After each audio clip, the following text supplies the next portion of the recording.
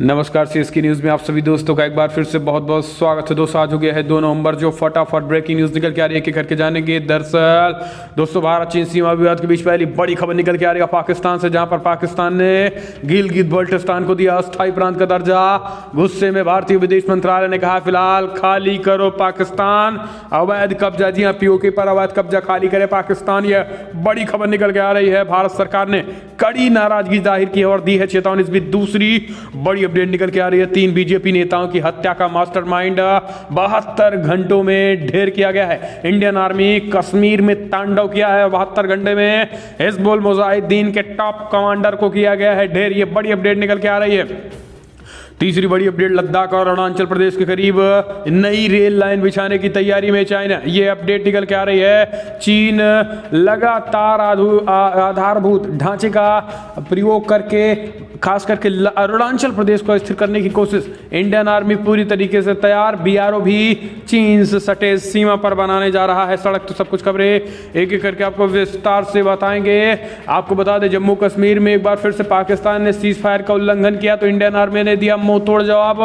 पाकिस्तान की कई चौकियों को तबाह कर दिया है। लगातार सिचुएशन खराब चल रही है जम्मू कश्मीर, खास करके पाकिस्तान एलओसी पर, तो उसके बारे में आपको बताएंगे। तो सब कुछ खबरें एक एक करके आपको विस्तार से बताएंगे, लेकिन उससे पहले एक छोटा सा निवेदन, अगर आपने चैनल को अभी तक सब्सक्राइब नहीं किया तो प्लीज सब्सक्राइब के लाल बटन दबाकर चैनल को सब्सक्राइब करें। और अगर आप भी मानते हैं कि प्रधानमंत्री मोदी के नेतृत्व में, अगर आप मानते हैं पीएम मोदी के नेतृत्व में देश सुरक्षित है और पाकिस्तान और चाइना को मुंहतोड़ और करारा जवाब मिलेगा, तो इस वीडियो को दिल से लाइक करके अपना समर्थन दर्ज करें। दरअसल पहली बड़ी खबर निकल के आ रही है, आपको बता दें फिलहाल पाकिस्तान द्वारा गिलगित बल्टिस्तान को अवैध तरीके से अस्थायी प्रांत घोषित किए जाने के बाद भारत ने जताई है नाराजगी, पाकिस्तान को दी है खुली चेतावनी, कहा है कि पाकिस्तान पीओके खाली करे। जी हाँ, दरअसल आपको बता दें पाकिस्तान एक बार फिर से इमरान खान नापाक साजिश खास करके गिलगित और बल्टिस्तान के इलाके में किया, जिसके बाद भारत के विदेश मंत्रालय की तरफ से कड़ी नाराजगी जाहिर की गई है। पाकिस्तान को दो टूक चेतावनी दी गई है कि पाकिस्तान जल्द से जल्द खाली करे पीओके वाले इलाके को। दरअसल आपको बता दें कि पाकिस्तान के प्रधानमंत्री इमरान खान कल गिलगित बल्टिस्तान के जगह पर पहुंचकर उन्होंने कहा है कि फिलहाल गिलगित बल्टिस्तान को अब अस्थायी प्रांत के तौर पर घोषित किया जाता है। आपको बता दें कि संसद में कई तरीके के संसद में प्रावधानों को लाकर, हालांकि इसके विरोध में जबरदस्त तरीके से विरोध संसद में हुआ, विपक्षी दलों ने किया और खासकर गिलगित और बल्टिस्तान में भी इसका लगातार विरोध चल रहा है। उसके बावजूद पाकिस्तान का प्रधानमंत्री इमरान खान एक के बाद एक प्रस्ताव को लाकर गिलगित और बल्टिस्तान, जो कि भारत का हिस्सा है, उसको अपना बताया है। भारत ने कहा है कि फिलहाल 1947 में जम्मू कश्मीर में भारत में वैध पूर्ण और विलय की वजह से पाकिस्तान सरकार जबरन कब्जा गई भूमि पर हस्तक्षेप का कोई अधिकार नहीं है, इसलिए तत्काल गिलगित और बल्टिस्तान के इलाके को खाली करे, वरना भारत कड़ी कार्रवाई और सैन्य कार्रवाई करने के लिए मजबूर होगा। अब आर पार का ऐलान भारत ने भी कर दिया है। पीओके खाली कर, आतंकिस्तान इमरान पहुंच रही है इंडियन आर्मी। ये बड़ी अपडेट निकल के आ रही है, भारतीय सेनाओं ने ऐलान कर दिया है। हम चलते हैं अगली अपडेट, 3 बीजेपी नेताओं की हत्या का मास्टरमाइंड ढेर। 72 घंटों में सेना ने आतंकियों को 72 होड़ों के पास भेजा। दरअसल आपको बता दें कि जम्मू कश्मीर में सैफुल्लाह को श्रीनगर जिले के रंगथेद इलाके में मुठभेड़ में मार गिराया गया है। दरअसल आपको बता दें कि सैफुल्लाह, ये वही सैफुल्लाह जो हिजबुल मुजाहिदीन का चीफ कमांडर है, और आपको बता दें कि उसका एक साथी जीवित पकड़ा गया है। दरअसल जम्मू कश्मीर में सेना ने एक के बाद एक ऑपरेशन जो चलाया, इसमें पूरी तरीके से कमर टूट गई है जिहादियों और आतंकियों की। आपको बता दें कि 72 घंटे पहले ठीक बीजेपी के 3 कद्दावर नेताओं की गोली मारकर 3 कार्यकर्ताओं की हत्या कर दी गई थी, जिसके बाद से ही सीआरपीएफ के निशाने पर थे। इस बीच जम्मू कश्मीर के पुलिस महानिदेशक डीजीपी दिलबाग सिंह के मुताबिक चंद रोज पहले हुई बीजेपी के 3 कार्यकर्ताओं की हत्या के पीछे सैफुल्लाह का ही हाथ था, और सैफुल्लाह उसमें मास्टरमाइंड था, और यही कारण है कि अब उस सैफुल्लाह को फिलहाल दुनिया से विदा कर दिया गया है और अब उसे 72 होड़ों के पास भेज दिया गया। ये बड़ी खबर निकल के आ रही है। भारतीय सेनाओं ने इस बात की जानकारी दी है। आपको बता दें कि जम्मू कश्मीर में सेना का तांडव चल रहा है और आतंकियों को चुन चुन कर उनके ठिकाने लगाया जा रहा है। ये बड़ी खबर निकल के आ रही है। फिलहाल हम चलते हैं अगली अपडेट लेते हैं। बड़ी खबर निकल के आ रही है, आपको बता दें कि एक बार फिर से पाकिस्तान की नापाक हरकत देखने को मिली है जम्मू कश्मीर पीओके के रजौरी सेक्टर में। जी हाँ, दरअसल आपको बता दें पाकिस्तान ने एक बार फिर से सीज फायर का किया उल्लंघन।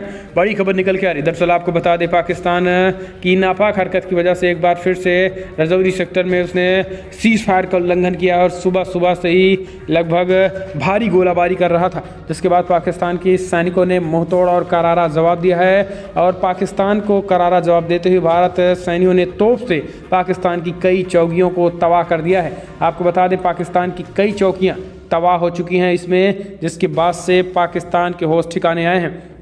हालांकि आपको बता दें कि मंदिरों, खास करके मंदिरों पर पाकिस्तान ने भारी सीज फायर का उल्लंघन करते हुए भारी गोलाबारी किया था, जिसके बाद भारतीय सेनाओं ने सीमा पर पाकिस्तान को मुंहतोड़ जवाब दिया। दरअसल आपको बता दें कि पाकिस्तान का इमरान खान इस तरीके इसलिए बौखलाया है क्योंकि पाकिस्तान की संसद में इमरान खान जिस तरीके से कांप रहा था, उसका जब पोल खुला तो पूरी तरीके से बौखलाया है, तिल मिलाया है, और यही कारण है अब उसकी पोल खुल चुकी है और यही कारण है कि अब लगातार सीज फायर का उल्लंघन कर रहा है।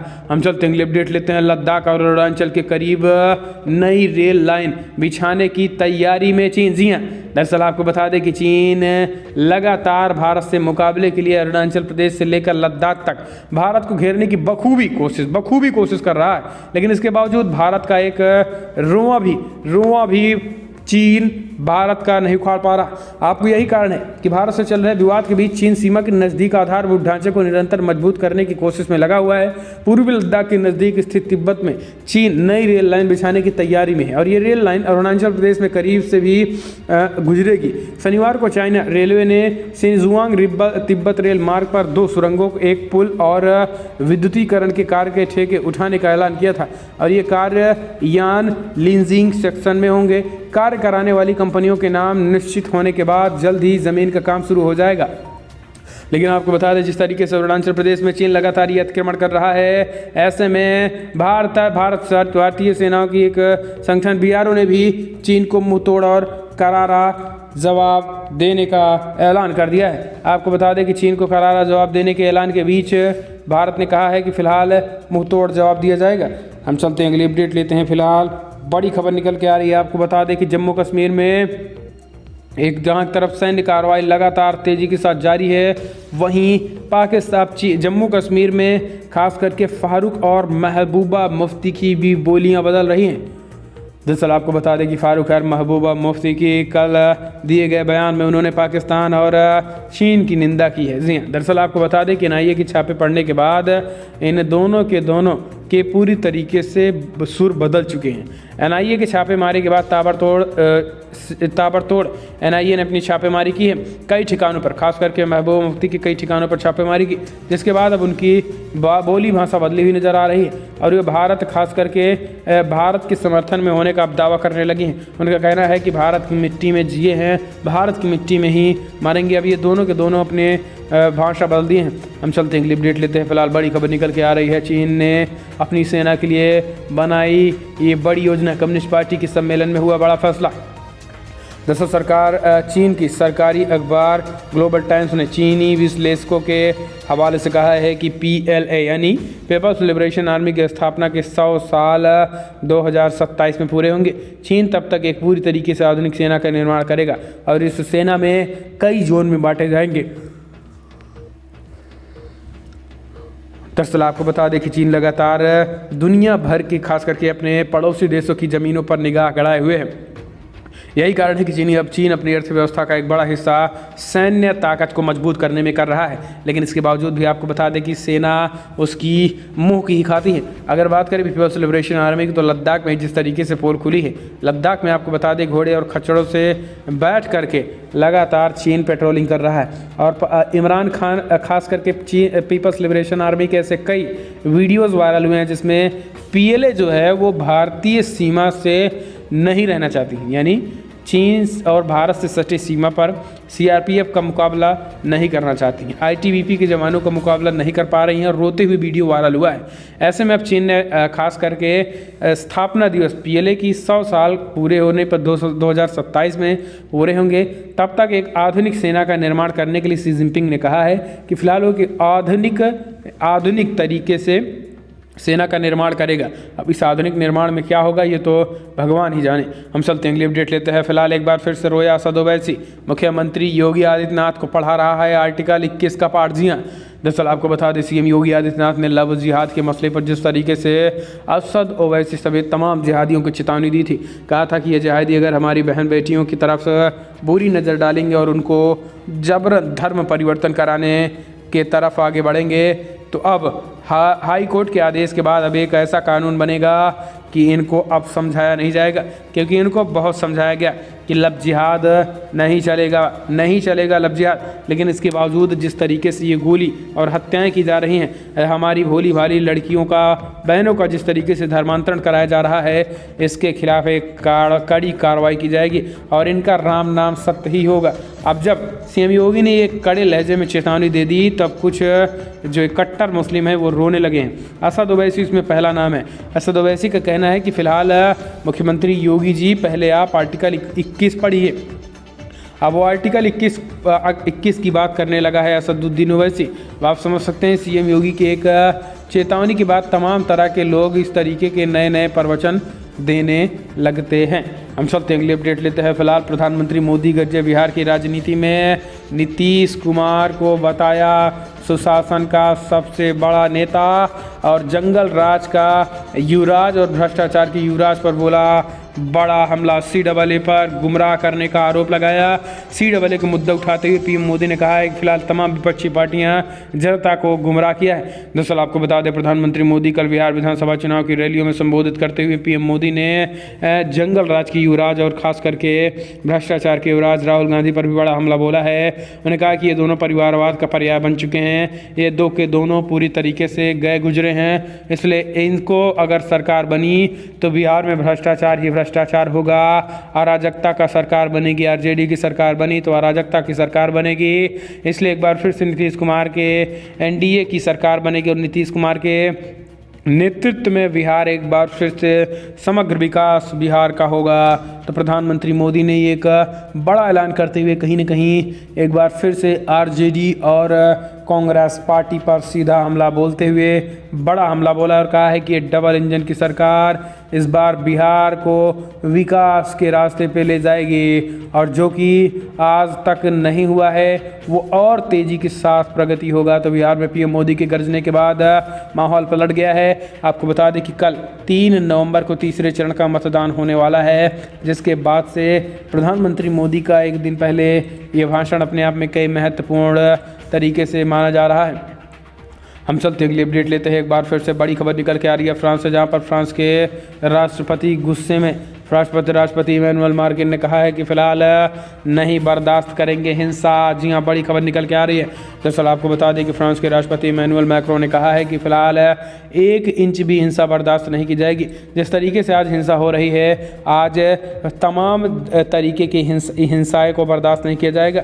हम इस बात को मानते हैं कि जो भी कार्टून है वो एक स्वतंत्रता का कार्टून है और उस कार्टून पर फिलहाल हम अपना अधिकार नहीं जमा सकते हैं, क्योंकि हमारे यहाँ की संस्थाएं जो हैं वो स्वतंत्र हैं। लेकिन इस कार्टून की आड़ में अगर आप हिंसा करेंगे उस हिंसा को बर्दाश्त नहीं किया जाएगा। उन्होंने स्पष्ट कहा है, फ्रांस के राष्ट्रपति ने कहा है कि फिलहाल ऐसे लोगों के खिलाफ कड़ी कार्रवाई की जाएगी और इनको बख्शा नहीं जाएगा। इस तरीके की बात फ्रांस के राष्ट्रपति इमैनुअल मैक्रों ने कही है।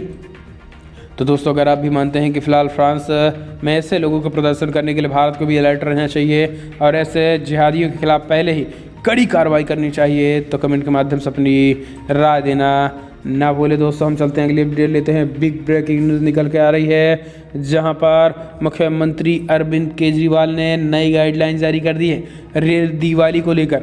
कहा दिवाली में फ़िलहाल 2 घंटे ही दिवाली जलाई जाएगी। जी हाँ, अब आपको बता दें कि 2 घंटे ही दिवाली का नया रोना फिर शुरू हो गया।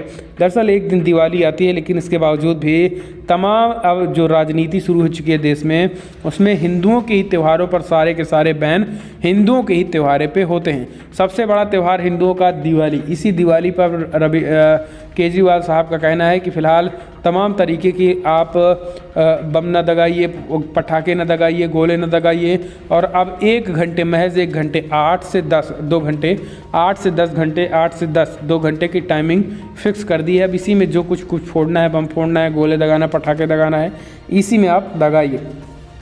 तो दोस्तों हम चलते हैं, अगली अपडेट लेते हैं। फिलहाल बड़ी खबर निकल के आ रही है। मुख्यमंत्री योगी आदित्यनाथ का ताबड़तोड़ कार्रवाई के बाद डरे हुए हैं यूपी के बाहुबली मुख्तार अंसारी से लेकर अतीक अहमद से लेकर आजम खान से लेकर तमाम जो माफिया थे वो डरे हुए हैं। जी हाँ, दरअसल आपको बता दें, यूपी के मुख्यमंत्री योगी आदित्यनाथ ताबड़तोड़ कार्रवाई कर रहे हैं, खास करके उन लोगों पर जो अपने आप को 2017 के पहले यूपी का बाहुबली माफिया डॉन बताते थे। गरीबों की जमीनों पर कब्जा करने वाले माफियाओं की छाती पर आज बुलडोजर चल रहा है। सीएम योगी आदित्यनाथ ने कहा है कि फिलहाल इनकी छाती पर बुलडोजर चलेगा और इनकी ज़मीनों पर जो अवैध कब्जा था वहां गरीबों का आशियाना बनेगा। यही कारण है कि एक के बाद एक, चाहे अतीक हो, मुख्तार अंसारी हो या फिर आजम खान हो, अब आजम खान पर भी उसकी जो अवैध संपत्तियां हैं, समाजवादी पार्टी के शासन में जो अवैध संपत्तियां थी उस पर भी बुलडोजर चलाने का काम होगा। ये बड़ी खबर निकल के आ रही है। दोस्तों हम चलते हैं, अगली अपडेट लेते हैं। फिलहाल बड़ी अपडेट निकल के आ रही है जहां पर मध्य प्रदेश उपचुनाव को लेकर निकल के आ रही है, जहां पर कमलनाथ घिर गए हैं और एक बार फिर से मध्य प्रदेश में शिवराज की सरकार बनने जा रही है। जी हाँ, दरअसल मुख्यमंत्री शिवराज ने कमलनाथ पर हमला बोलते हुए कहा है कि महिलाओं को सम्मान जो नहीं कर सकता है वो मुख्यमंत्री पद जैसे इतनी पावरफुल पद पर बैठने का हकदार नहीं है। कमलनाथ ने कहा है कि नहीं मांगेंगे माफ़ी। जी हाँ, दरअसल आपको बता दें, लगभग उपचुनाव का जो प्रचार है वो थम चुका है, चाहे यूपी की 7 सीटें हों या फिर मध्य प्रदेश के 28 हों या फिर बिहार विधानसभा चुनाव के खास करके वो सीटें जहाँ पे 91 सीटों पर चुनाव होने वाला है। लेकिन इस बीच मध्य प्रदेश में भी कमलनाथ पर एक बार फिर से सीएम शिवराज ने बड़ा हमला बोला है। मुख्यमंत्री शिवराज ने कहा है कि फिलहाल जिस तरीके से कमलनाथ एक मध्य प्रदेश कांग्रेस के मुखिया हैं, उनका ये बयान, इस तरीके से महिलाओं पर जो बयान दिया है, जनता वोटिंग करते हुए इनको ज़रूर भूलेंगे नहीं और महिलाओं के सम्मान के लिए जितनी भी महिलाएं हमारी हैं वो कमलनाथ को करारा जवाब देंगी। ये बड़ी अपडेट निकल के आ रही है। हम चलते हैं, अगली अपडेट लेते हैं। फिलहाल बड़ी खबर निकल के आ रही है महाराष्ट्र से, जहां पर उद्धव सरकार लगातार घिरती नज़र आ रही है, परमवीर घिरते नज़र आ रहे हैं, तो फिर से रिपब्लिक मीडिया को परेशान करने की कोशिश कीजिए। दरअसल आपको बता दें, महाराष्ट्र में पूरी तरीके से सरकार हिलती नज़र आ रही है, गिरती नज़र आ रही है। यही कारण है कि एक बार फिर से महाराष्ट्र में उद्धव ठाकरे की सरकार ने एक बार फिर से रिपब्लिक मीडिया पर शिकंजा कसने की कोशिश की गई है। दरअसल आपको बता दें कि परमवीर जो डीजीपी है, पूरी तरीके से उसकी पोल खुल गई है। प्रज्ञा सिंह ठाकुर ने पोल खोलते हुए कहा था कि फिलहाल उसने जिस तरीके से उसके साथ अत्याचार किया था, अब उस पर भी रिपब्लिक मीडिया को नोटिस जारी कर रहा है। उनका कहना है कि पुलिस प्रशासन, खास करके मुंबई पुलिस को बदनाम करने की कोशिश रिपब्लिक मीडिया कर रहा है। रिपब्लिक मीडिया मुंबई पुलिस को बदनाम करने की कोशिश कर रहा है, उसको लेकर भी एक नोटिस जारी किया और नोटिस में खास करके ऐसा जवाब मांगा गया कि आखिर रिपब्लिक मीडिया में कितने कर्मचारी हैं, रिपब्लिक मीडिया में रात में शिफ्टिंग वाइज कितने लोग काम करते हैं, एडिटिंग का काम कितने लोग करते हैं और टेलीप्रॉम्प्टर पे कितने लोग बोलते हैं, राइटिंग का काम कितने लोग करते हैं। अब इस पर अर्णव गोस्वामी ने कहा है कि क्या अब ये मुंबई पुलिस हमारी स्टूडियो में भी घुसना चाहती है? आखिर इस तरीके की जानकारी क्यों मांग रही है मुंबई पुलिस?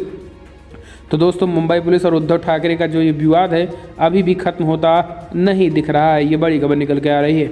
हम चलते हैं, अगली अपडेट लेते हैं। फिलहाल बिग ब्रेकिंग निकल के आ रही है। गृह मंत्री अमित शाह हुए एक्टिव। जी हाँ, गृह मंत्री अमित शाह हुए एक्टिव, पश्चिम बंगाल की तरफ किया कूच। बड़ी खबर निकल के आ रही है। बिहार विधानसभा चुनाव में तो गृह मंत्री अमित शाह नहीं दिखाई दिए, लेकिन आपको बता दें कि पश्चिम बंगाल के विधानसभा चुनाव में गृह मंत्री अमित शाह की रणनीति पूरी तरीके से तैयार हो गई है। दरअसल पश्चिम बंगाल और बिहार विधानसभा, ये दोनों विधानसभा चुनाव जरूरी तो हैं, लेकिन गृह मंत्री अमित शाह बिहार विधानसभा चुनाव में इस बार नहीं दिखे हैं। आपको बता दें बिहार विधानसभा चुनाव में गृहमंत्री शाह नहीं दिखे, इसका मुख्य कारण है पश्चिम बंगाल चुनाव की रणनीति। आपको बता दें कि गृहमंत्री शाह इस समय पश्चिम बंगाल के दौरे पर जा रहे हैं और इस बीच पश्चिम बंगाल के दौरे पर ममता सरकार पूरी तरीके से हिल चुकी है और यही कारण है कि गृहमंत्री शाह ने भी कह दिया है कि 2021 में ममता की तानाशाही नहीं चलेगी और ममता को उखाड़ फेंकेंगे। इस बार बनाएंगे पूर्ण बहुमत की सरकार। 2021 में बीजेपी की बहुमत सरकार बनेगी और जो लोग खास करके CAA को लेकर बात करते थे उन पर बड़ा हमला बोला है। आपको बता दें कि अमित शाह ने स्पष्ट कहा कि नागरिकता ऐसे लोगों की दी जाएगी जो हिंदू भाई हमारे पश्चिम बंगाल में हैं और खास करके CAA का मुद्दा जोर शोर से पश्चिम बंगाल में गूंजेगा। तो ये गृहमंत्री शाह का एजेंडा। तो दोस्तों फिलहाल बड़ी खबर उतना है, लेकिन अगर आपको वीडियो पसंद आए तो लाइक करें, शेयर करें, कमेंट के माध्यम से प्रिया देना ना भूलें। इस वीडियो में इतना ही। जय हिंद, वंदे मातरम।